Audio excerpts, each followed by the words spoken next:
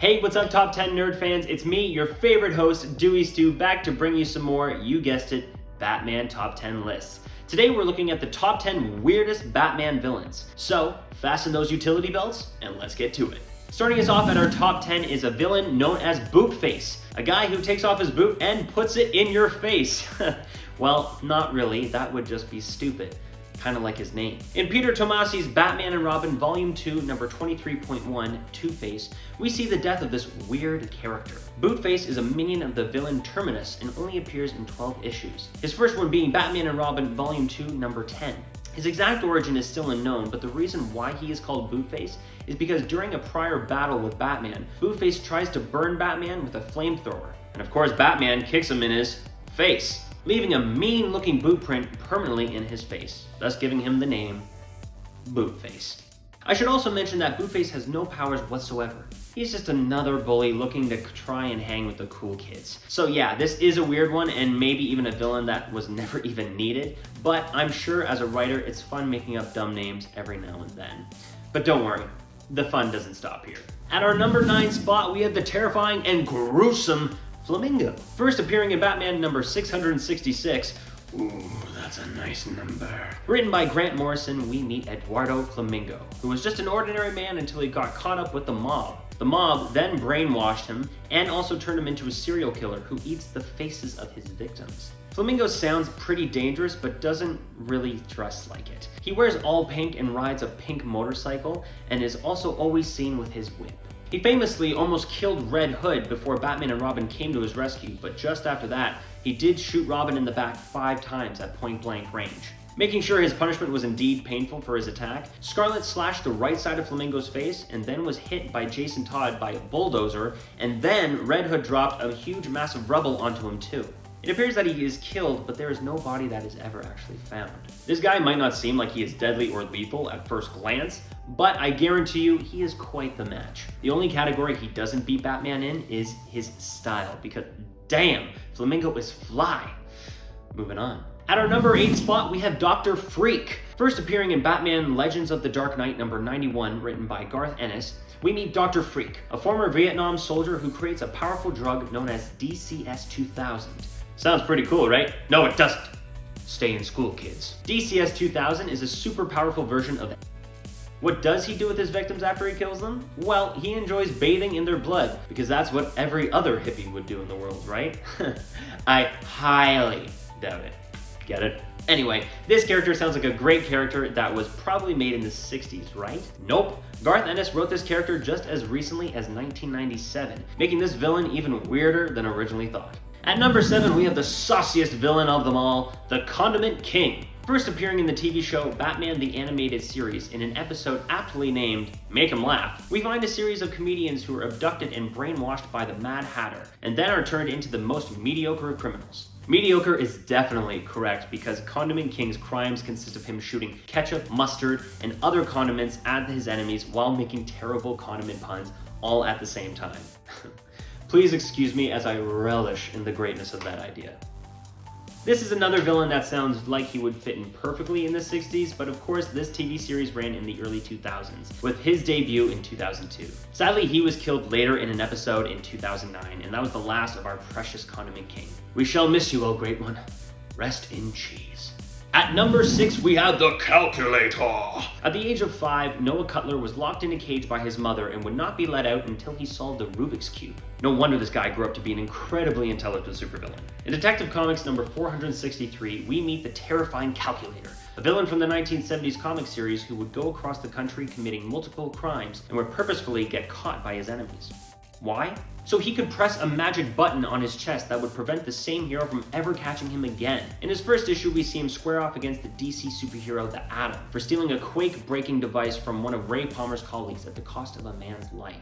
I don't think this weapon really worked too well, as he is recorded as having been defeated by many of the DC superheroes, including the Atom himself. And fortunately for him and all of us, he is no longer out in the field, but is now operating behind the scenes as an information broker for the criminal underworld, which I can only guess his desk is covered in Rubik's Cubes. Coming in at our number 5 spot, these weird villains don't get any less weird, we have Emoticon Man. Another amazing creation by the super weird mind of Grant Morrison. His first appearance goes back to 2011 in Batman Incorporated number 6, where Wayne Enterprises' press conference is interrupted by a new villain and his gang. The villain being Emoticon Man. Both him and his gang members wore these crazy emoticon masks, and that was all they wore for their supervillain costumes. There's not much else to tell on this one, so, he gets defeated, and then after that, he was never seen again.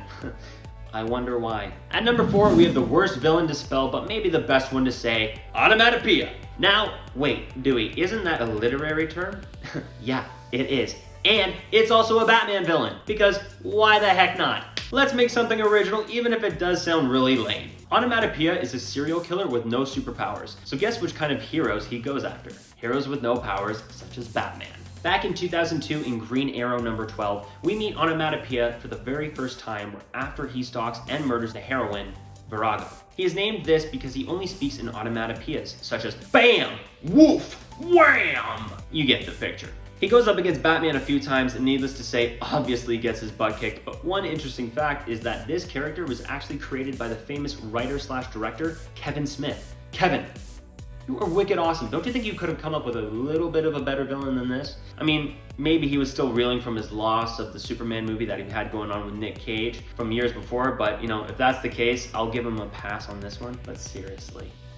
Dude. Starting us off at number 3 is Calendar Man. Any of you gamers out there might remember this villain from the famous games Arkham Asylum and Arkham City. But this villain's first appearance actually goes back to 1958 in Bill Finger's Detective Comics number 258. As a child, Julian Day's father promised he would be back home for the holidays. He waited for his father from Christmas Eve to New Year's Day outside until finally police took him in. He was almost dead from exposure, by the way. From then on out, along with that terrible memory and a terrible relationship with his mother, that began the long and soon-to-be new life of the Calendar Man. So, what's this guy's deal? Well, he will only commit crimes on holidays, such as Christmas, New Year's, you name it. This guy started off really lame, but he was one of the lucky weird ones who got a revamp in the 1996 storyline, The Long Halloween, where he was quite the maniacal evil villain. As we all know, the holidays can be a tough time for a lot of people. We don't need any more stresses or problems than what we already have. So, this guy might just be the evilest villain on our list yet.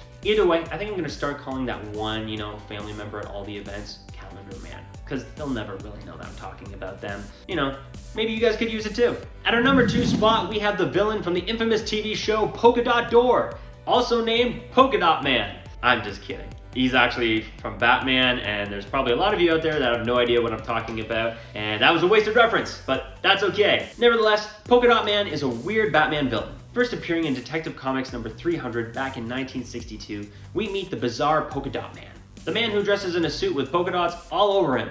But wait, it's not just because the look is highly fashionable, because it isn't. Because these dots can detach from his suit and be used as weapons on the talented dynamic duo. Some of these polka dots can even be used as a teleporter, for moments when he is a major loser and needs to bail out of a fight.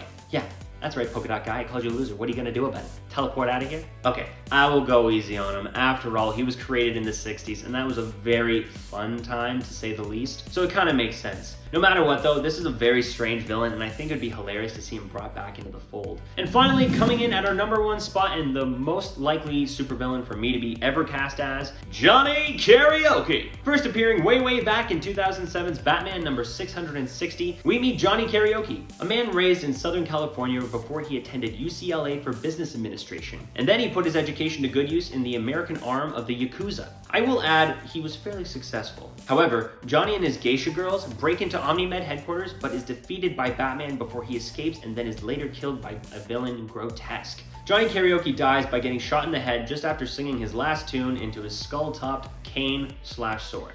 And with that, that is the end of Johnny Karaoke and the top 10 weirdest Batman villains on the list. Ba-da-ba-ba-da-da-ba. I'll leave the singing to Johnny Karaoke. Some of these were absolutely hilarious, and I can't imagine anyone ever coming up with any of these guys, and some of these were just quite lame. But lucky for me, I love a good lame pun, song, or even quirky costume. So I really do hope I see the resurgence of these villains in the comics, or even on the big screen. Maybe I could actually play Johnny Karaoke. My opening line? Here's Johnny! Okay. Anyway, thanks for watching Top 10 Nerd Fans. I've been your host, Dewey Stewart. You can follow me all on Instagram at DeweyStew. And don't forget to like and subscribe down below. And before you go, I will mention, if you guys want to start brainstorming your own weird villains down in the comments, please give me all of your ideas and I will pick one and I will put them as a shout out in my next video. So until next time, have fun creating and I'll see you soon.